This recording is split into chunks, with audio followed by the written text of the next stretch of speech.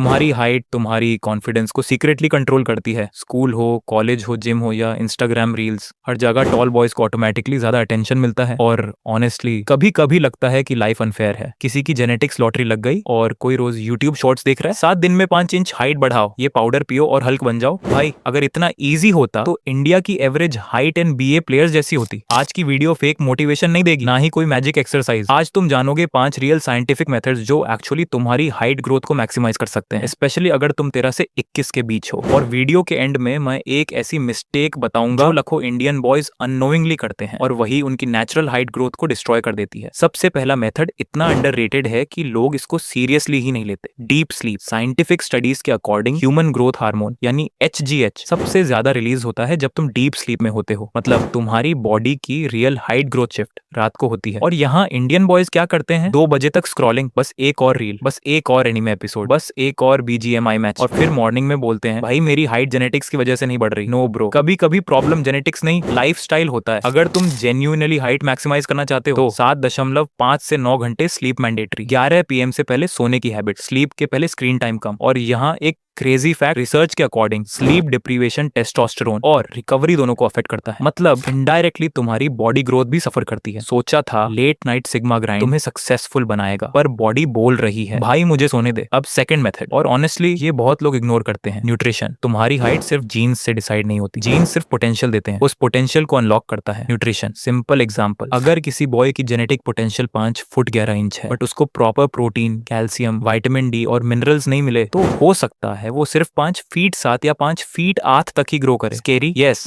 Specially India में जहां बहुत लोग प्रोटीन डेफिशिएंट होते हैं। हाइट ग्रोथ के लिए important nutrients, protein, calcium, vitamin D, zinc, magnesium. Best food sources, eggs, milk, paneer, chicken, fish, soya chunks, nuts, fruits. सिर्फ मैगी और कोल्ड ड्रिंक पे बॉडी बिल्ड नहीं होती। तुम्हारी बोन्स सीमेंट की दीवार की तरह है, अगर रॉ मटेरियल वीक होगा स्ट्रक्चर भी वीक होगा। अगला मेथड वो है जो तुम्हारी पोस्चर ही नहीं तुम्हारी विजिबल हाइट को इंस्टेंटली इंप्रूव कर सकता है। कभी नोटिस किया कुछ लोग एवरेज हाइट होने के बाद भी टॉल लगते हैं और कुछ टॉल होने के बाद भी छोटे लगते हैं। रीजन? पोस्चर। आज का जनरेशन परमानेंटली श्रिम्प पोस्चर में जी रहा है। फोन नीचे, नेक फॉरवर्ड, शोल्डर्स राउंडेड, और फिर बोलते हैं भाई मेरी पर्सनैलिटी पावरफुल क्यों नहीं लगती? बिकॉज पोस्चर तुम्हारी विजिबल हाइट और कॉन्फिडेंस दोनों अफेक्ट करता है। साइंटिफिक रियलिटी ये है, गुड पोस्चर तुम्हारी बोन्स को लॉन्गर नहीं बनाता बट स्पाइनल अलाइनमेंट इंप्रूव करके तुम्हें टॉलर लुक करता है। और कुछ केसेस में 1 से 2 इंच तक डिफरेंस विजिबल होता है। फिक्स कैसे करें?